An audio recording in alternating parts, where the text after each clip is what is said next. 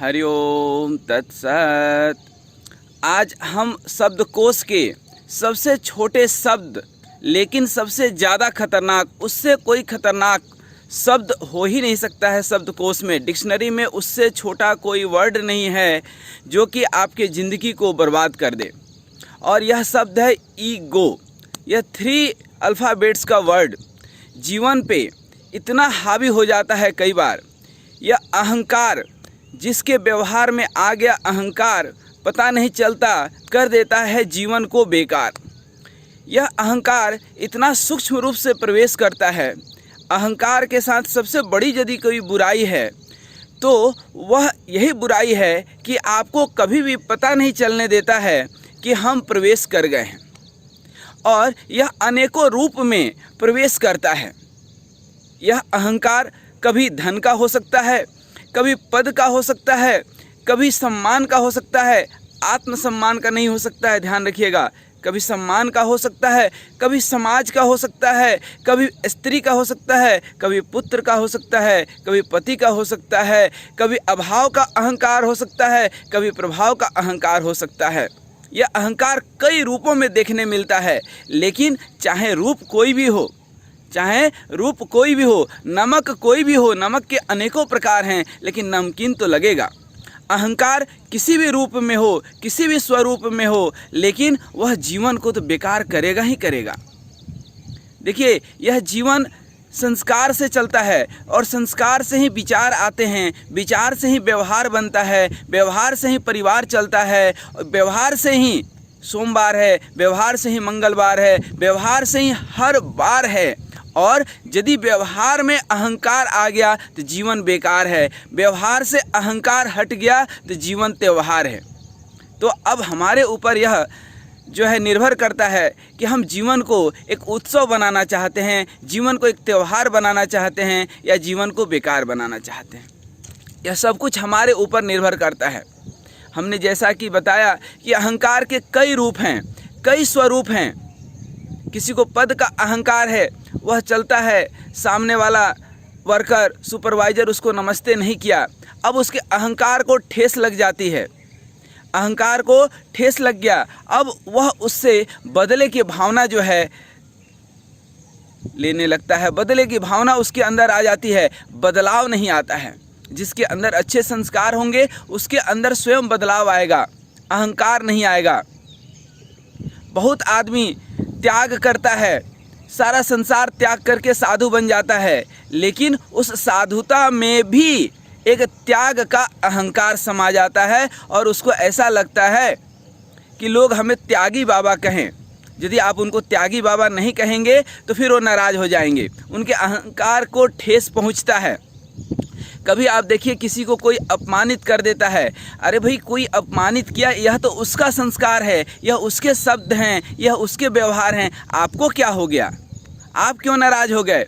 आप क्यों डिप्रेस हो गए? आप क्यों टेंशन में आ गए? इसलिए आ गए क्योंकि हमारे अंदर के अहंकार को उसने ठेस पहुंचा दिया। हमको उसने नमस्ते नहीं किया, हम गए, हमें चाय के लिए नहीं पूछा, हमें बैठने के लिए नहीं पूछा। यह कुल मिलाकर के अहंकार को ठेस पहुंचाने वाली बात हो जाती है। कई लोग गीता पढ़ते हैं, पुराण पढ़ते हैं, कुरान पढ़ते हैं, बाइबल पढ़ते हैं, किसी भी सदग्रंथ में देख लीजिए, हर जगह यही बताया गया है कि इस आत्मा और परमात्मा के बीच में, जीव और ईश्वर के बीच में कोई यदि दीवार है तो ये अहंकार ही दीवार है।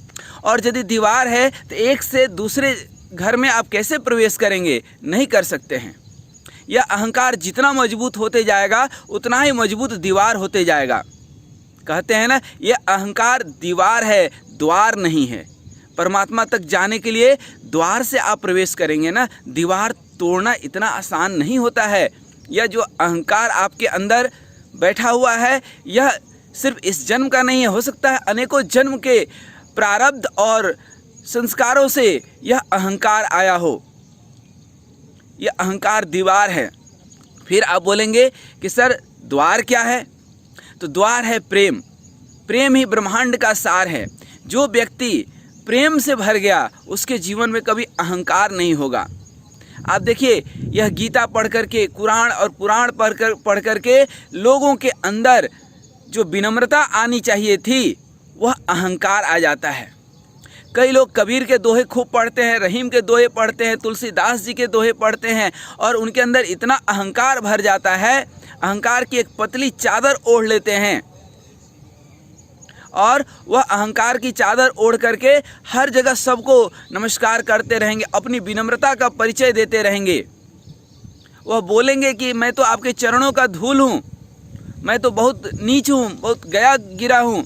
बहुत सारे ऐसे भक्त, ऐसे लोग मिलते हैं भगवान के सामने, जा कर के यही प्रार्थना करते हैं, हे भगवान, हम तो बहुत नीच हैं, हम तो बहुत गिरे हुए हैं, हम तो बहुत पापी हैं। बस क्या है, आप बगल से बोल तो दीजिए उनको कि हाँ हाँ, आप बिल्कुल सही बोल रहे हैं, आप बिल्कुल पापी हैं, बिल्कुल नीच हैं, बिल्कुल गिरे हुए हैं। अब आप देख लीजिए अपना स्वभाव, आप देख लीजिए उनका व्यवहार, वह अहंकार अंदर का जो है उनको उड़ेल देगा। वह जो उनका संस्कार है, वह जो अहंकार है, उनके व्यवहार में आपको स्पष्ट दिख जाएगा। तो व्यक्ति यह अपने संस्कारों से जीवन जीता है, और जिस तरह के संस्कार होते हैं वही व्यवहार में भी झलकता है। लेकिन जैसा कि हमने बताया कि इस व्यवहार में जब अहंकार आ जाता है, और यह सूक्ष्म रूप से अहंकार तब ज़्यादा प्रबल हो जाता है जब कोई अयोग्य व्यक्ति योग्य पद पर पहुंच जाता है। जब अयोग्यता के कारण, जब धन संपत्ति मिल जाए, संजोग बस कुछ अच्छा मिल जाए, तो वह परमपिता परमात्मा को शुक्रिया अदा नहीं करता है। उसको लगता है कि यह सब कुछ हमने प्राप्त किया है, यह सब कुछ हमारी मेहनत है, यह सब कुछ हमारा पुरुषार्थ है, यह सब कुछ हमारा प्रारब्ध है, और धीरे धीरे वह सूक्ष्म रूप से अहंकार से भर जाता है। और धीरे धीरे अहंकार जो है इतना ज़्यादा प्रबल होने लगता है, इतना ज़्यादा मजबूत होने लगता है कि धीरे धीरे वह वासना में परिणत हो जाता है, धीरे धीरे आसक्ति में परिणत हो जाता है। चाहे वह वासना काम की वासना हो, या धन की वासना हो, या सम्मान की वासना हो, या किसी भी चीज़ की वासना हो, आसक्ति हो, वह धीरे धीरे इतना मजबूत हो जाता है, आदमी उससे इतना चिपक जाता है कि उसकी भूख कभी जो है मिटती ही नहीं है, उसको कभी तृप्ति मिलती ही नहीं है। ज़्यादातर व्यक्ति क्रोध जो करता है, क्रोध भी अहंकार का ही एक छोटा सा स्वरूप है, कारण वही है। व्यक्ति, आप देखेंगे कि कोई भी व्यक्ति यदि आज दुखी है तो सिर्फ और सिर्फ कहीं ना कहीं बीच में अहंकार है, और यह अहंकार भी आपको जो है पोषित करने वाले लोग बैठे हुए हैं। आप देखिए, जितने भी ज्योतिष विज्ञानी हैं, अब ज्योतिष विज्ञान अपने आप में 100% सही है, लेकिन ये बाज़ार में बैठे हुए लोग 99% गलत हैं। आपको गलत तरीके से आपके साइकोलॉजी को पकड़ करके आपके अहंकार को पुष्ट करते हैं। अच्छा, ये जो अहंकारी व्यक्ति होते हैं, जो हर समय अहंकार में जीते हैं, उनके अहंकार को पुष्ट करने के लिए, पोषित करने के लिए आसपास लोग भी ऐसे ही मिल जाते हैं। जैसे कि हमने बताया ना कि अयोग्य व्यक्ति जब योग्य पद पर पहुंचता है तो स्वाभाविक रूप से 3 चीज़ उसको फ्री में मिलती है। जीवन में जब भी खास करके बिना मेहनत का सफलता मिले तो उसके साथ 3 चीज़ फ्री में ज़रूर मिलता है। वह 3 चीज़ कौन सा है? तो पहला चीज़ जो मिलता है, आलस्य, प्रमाद। आलस्य सबसे पहले मिलता है। दूसरा चीज़ जो मिलता है आलस्य के बाद, वह है अहंकार, और तीसरा है आत्म प्रशंसा की भूख।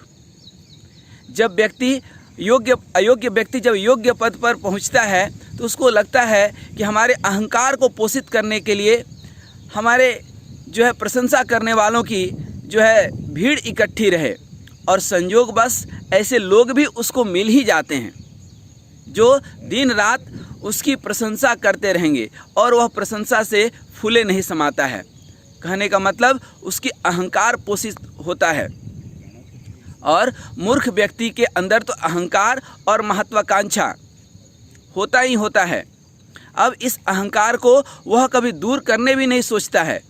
अब वह अहंकार जीव और ब्रह्मा के बीच में, जीव और ईश्वर के बीच में अहंकार एक दीवार खड़ा कर देता है।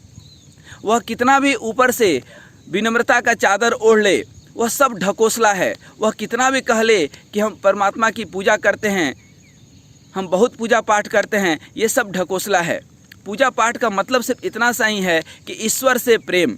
और जिस व्यक्ति को ईश्वर से प्रेम हो गया हमारी संस्कृति में, तो हम पत्थर में भगवान को खोज लेते हैं, पत्थर की पूजा करते हैं, पेड़ पौधों की पूजा करते हैं, हवाओं की, नदियों की, सबकी पूजा करते हैं। इसका मतलब है कि हम ईश्वर का वहाँ सब जगह दर्शन करते हैं। कण कण में शंकर का वास हम देखते हैं। तो क्या किसी मनुष्य में हमें ईश्वर नहीं दिखता है? हम क्या किसी मनुष्य से प्रेम नहीं कर सकते हैं? तो जो व्यक्ति किसी इंसान से प्रेम नहीं कर सकता है, उसका भगवान से सारा का सारा प्रेम सिर्फ और सिर्फ दिखावा है, सिर्फ एक छलावा है। तो व्यक्ति कई बार विनम्रता का जो चादर ओढ़ता है, वह भी सिर्फ और सिर्फ अपनी अहंकार की पूर्ति के लिए ही वह चादर ओढ़ता है, कि उसके अहंकार, अब बोलता तो है कि हम अहंकार नहीं करते हैं, लेकिन उसके अंदर वो और मजबूत होने लगता है। गीता व्यक्ति 10 बार 20 बार पढ़ लिया, अब सब जगह यही लिखा हुआ है कि काम क्रोध मद लोभ नाथ नरक के पंथ। यह सब कुछ जो है नरक का ही द्वार है, लेकिन आदमी उसको पढ़ने के बावजूद भी, आप देखिए, सब जगह यही बोलते रहेगा कि हमने तो इतनी बार गीता पढ़ी है, हमें तो इतना ज्ञान है, हमें तो इतनी डिग्री है। अब देखिए, ज्ञान में और डिग्री में बस यही अंतर है। इस गीता को पढ़ने वाले कुछ लोग, चंद धर्म के ठेकेदार, आजकल गीता के भी जो है क्लास चलाते हैं, डिग्री देते हैं। और डिग्री और ज्ञान में यही तो अंतर है। विद्या ददाति विनयम। जब व्यक्ति विद्यावान होता है, जब व्यक्ति के अंदर विद्या, ज्ञान, सद्ज्ञान आता है, तो उसके अंदर विनम्रता आएगी। और जब डिग्री मिल जाता है, जब एक सर्टिफिकेट मिल जाता है, तो वह ईगो, अहंकार आ जाता है। तो जितना भी डिग्री मिलता है, वह सब अहंकार पैदा करता है। किसी के पास यदि डिग्री नहीं हो, सर्टिफिकेट नहीं हो, तो वह मार्केट में चिल्लाएगा नहीं कि हम फलाने हैं, हम फलाने डॉक्टरेट किए हैं, हम फलाना से पढ़े हैं, यहाँ पढ़े हैं, वहाँ पढ़े हैं। क्यों चिल्लाता है? क्योंकि उसके पास डिग्री है। इसका मतलब कि उसके पास अहंकार है। लेकिन यदि ज्ञान होता, यदि विद्या होता, तो किसी को बोलेगा ही नहीं, बिना ज़रूरत का वह कहीं बोलेगा ही नहीं, अपनी डिग्री की बात वो करेगा ही नहीं। तो ये दोनों अंतर है, विद्या में और ज्ञान में और डिग्री में। तो डिग्री हमेशा अहंकार पैदा करता है और विद्या हमेशा विनम्रता पैदा करता है। तो इस तरह से हमने कई सारे आज बातें किए, लेकिन कुल मिलाकर के सिर्फ एक चीज़ ही हम बताना चाहते हैं कि यह अहंकार ही दीवार है। अहंकार को दीवार समझिए। चाहे हमारे रिश्तों में भी आज जितने भी झगड़ा है लोगों के बीच में, सिर्फ और सिर्फ आप देखिए अहंकार का है। आप रामचरितमानस पढ़े होंगे, रामायण देखे होंगे, निषाद का नाम सुने होंगे। वह एक लक्ष्मण जी से पूछता है। लक्ष्मण मतलब क्या? जिसका लक्ष्योन्मुखी, अर्थात जिसका जो है उद्देश्य हमेशा लक्ष्य के तरफ हो, उद्देश्य के तरफ जिसका जीवन अग्रसित हो, उसको ही लक्ष्मण कहते हैं। तो लक्ष्मण जी से पूछता है कि हे लक्ष्मण जी, यह जो है माया क्या है और इससे कैसे निजात पा सकते हैं? तो लक्ष्मण जी उसको समझाते हैं कि हे दोस्त, यह मैं और मेरा, तुम और तेरा, यही माया है। मैं और तू, ये तू मैं जहाँ भी है वही माया है। और जब तेरा मेरा समाप्त हो जाए तो माया समाप्त हो गया। और यह माया ही तो अहंकार पैदा करती है। यह माया में ही हम लोग उलझे हैं, मायापति में नहीं उलझे हैं। मायापति में थोड़ा सा उलझ जाए तो जीवन सुलझ जाए। हम लोग लक्ष्मी जी की पूजा करते रहते हैं, लक्ष्मी बटोरते रहते हैं, यह बात भूल जाते हैं कि हमारे कितने भी 9 ग्रह अच्छे हों, यह धन कमाने वाले कितने लोग सुबह से शाम तक मेहनत करते हैं, हर व्यक्ति धनी नहीं होता है। यह 10वां ग्रह बहुत ज़रूरी है। आपके 9 ग्रह कितने भी अच्छे हों, 10वां ग्रह यदि आपके साथ नहीं है तो ये 9 ग्रह कुछ नहीं बना सकते हैं। और 9 ग्रह कितने भी खराब हों, 10वां ग्रह जो कि है भगवान का अनुग्रह, यदि भगवान का अनुग्रह है तो 9 ग्रह आपके खराब क्यों ना हो, 10वां ग्रह यदि सही है, भगवान का अनुग्रह, भगवान की कृपा दृष्टि, तो ज़िंदगी चकाचक चलते रहेगी। लेकिन ये 9 ग्रह आपके बहुत अच्छे हों, बहुत अच्छे हों और ज़िंदगी में एक 10वां ग्रह परिग्रह आ गया, अर्थात मुफ्तखोरी, बिना मेहनत का कुछ प्राप्त करने की इच्छा। मैं कई बार अपने वीडियो में बताता हूँ कि ये जो मांगने की, जो भीख मांगने की जो हमारी आदत है, यही हमें कहीं नहीं पहुँचने देता है, चाहे वह संसार में हो या आध्यात्मिक जगत में हो। हम भगवान की भी पूजा करने जाते हैं तो कुछ ना कुछ मांग लेते हैं। इसीलिए तो रामायण में सबसे ऊपर जितने पात्र हैं सबको पीछे छोड़ दिया केवट ने, क्योंकि रामायण के पात्र में देखेंगे आप कि सबने कुछ ना कुछ मांगा भगवान से। यहाँ तक कि हनुमान जी भी अंततोगत्वा कुछ न कुछ भगवान से मांग ही लिए, चाहे वह आत्मपद ही क्यों ना हो, लेकिन केवट ने कुछ मांगा नहीं है।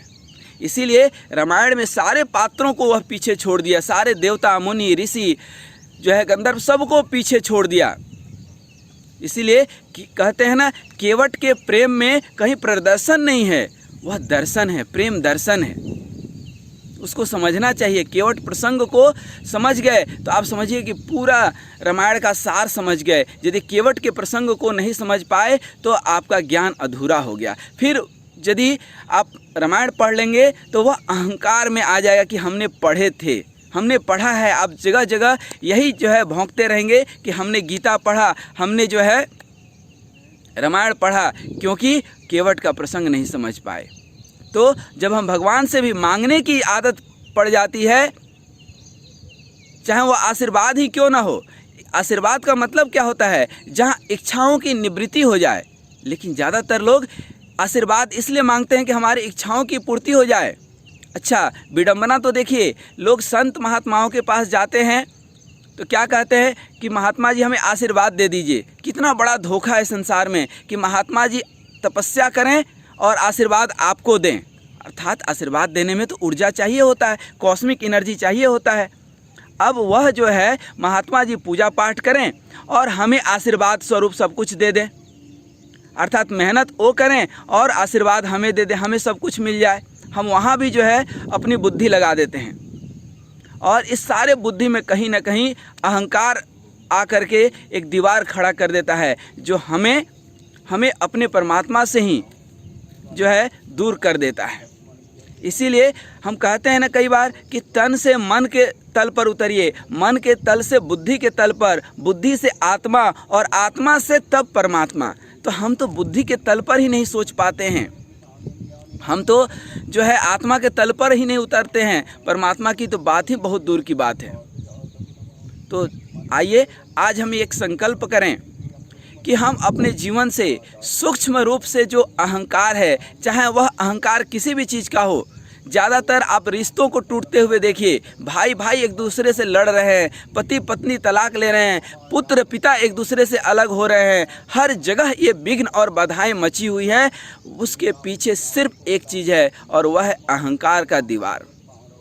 आइए आज हम संकल्प लें कि इस अहंकार के दीवार को तोड़ करके प्रेम का द्वार बनाएं। जब हम प्रेम का द्वार बना लेते हैं तो अहंकार का दीवार धीरे धीरे स्वयं टूट जाता है। इस अहंकार के दीवार को तोड़ने में ऊर्जा मत लगाइएगा। जैसे किसी घर में अंधकार हो, हम बोलें कि इस अंधकार को दूर कीजिए, तब हम लाइट जलाएंगे, तो ना अंधकार दूर होगा ना आप लाइट जला पाएंगे। लेकिन यदि आप लाइट जला देंगे तो अंधकार स्वयं दूर हो जाएगा। इसी तरह से प्रेम आप अपने जीवन में लाएंगे, सकारात्मक भाव लाएंगे, विनम्रता लाएंगे, तो अहंकार स्वयं दूर होगा। आप ये सोचेंगे कि पहले हम अहंकार का दीवार गिरा लें तब प्रेम का द्वार बनाएंगे, कभी नहीं बन पाएगा। आप सोचेंगे कि हम अंधकार दूर कर लें उसके बाद लाइट जलाएंगे, कभी नहीं होगा। पहले आप लाइट जला दें, अंधकार स्वयं दूर हो जाएगा। उसी तरह से जीवन में प्रेम का द्वार, प्रेम हमने आपको बताया ना कि जिस तरह से कण कण में शंकर का वास है, हम लोग पत्थर में भी भगवान को जो है देखते हैं, कण कण में भगवान को देखते हैं, तो क्या हर एक इंसान के हृदय में बैठे हुए उस परमपिता परमात्मा को नहीं देख सकते हैं? और यदि हम नहीं देख सकते हैं हर एक इंसान के अंदर परमपिता परमात्मा को, तो परमात्मा की सारी पूजा पाठ ढकोसला है। यदि हम इंसान होकर के इंसानों से प्रेम नहीं कर सकते हैं तो परमात्मा से, भगवान से प्यार और जो है वह महज एक दिखावा है।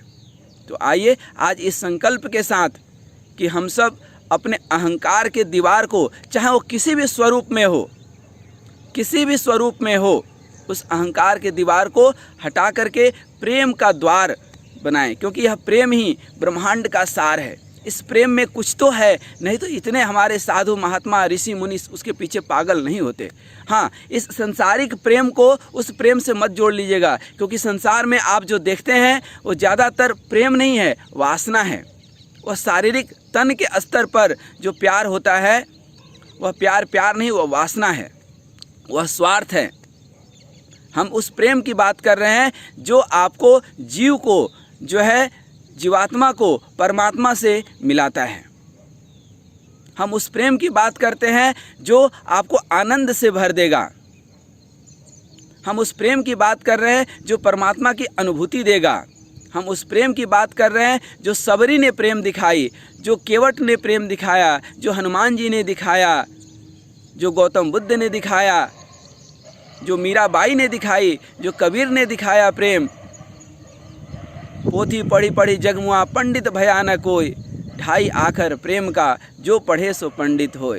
तो आइए हम प्रेम का द्वार बना करके और इस आनंद की ओर चलें। हरि ओम तत्सत, हरि ओम तत्सत।